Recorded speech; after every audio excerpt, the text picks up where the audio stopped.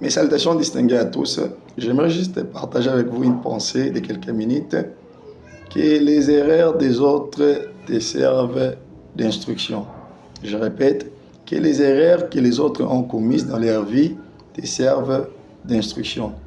Quand tu regardes dans divers domaines, les erreurs que les autres, les gens qui t'ont précédé ont commises, que cela te serve d'instruction. Je répète encore une fois de plus, que les erreurs que les autres ont commises te servent d'instruction.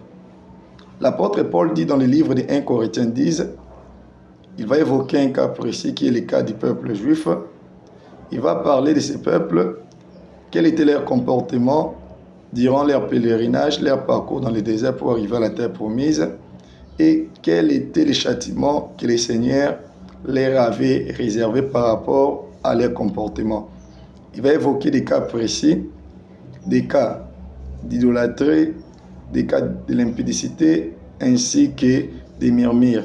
Ces peuples, par rapport à l'idolâtrie, à l'impudicité, par rapport aux murmures. Et il va aussi dire comment Dieu a châtié ces peuples.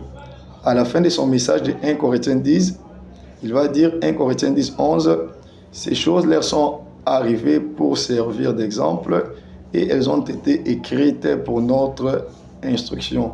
J'aimerais dire à quelqu'un que les erreurs que les autres ont commises dans leur vie te servent d'exemple. Apprends aussi des erreurs des autres. Que les erreurs que les autres ont commises dans leur foyer, dans leur mariage, dans leur profession, dans tous les domaines de leur vie te servent d'exemple. Apprends aussi des erreurs des autres. Car les erreurs que les peuples juifs avaient commises nous ont servi d'exemple. J'aimerais aussi que les erreurs que les autres ont commises dans leur vie te servent d'exemple. Ne sois pas insensible. Apprends aussi par rapport aux erreurs que les autres ont commises. Que le Seigneur vous bénisse, que sa grâce ainsi que sa paix soient avec vous. Shalom chez vous.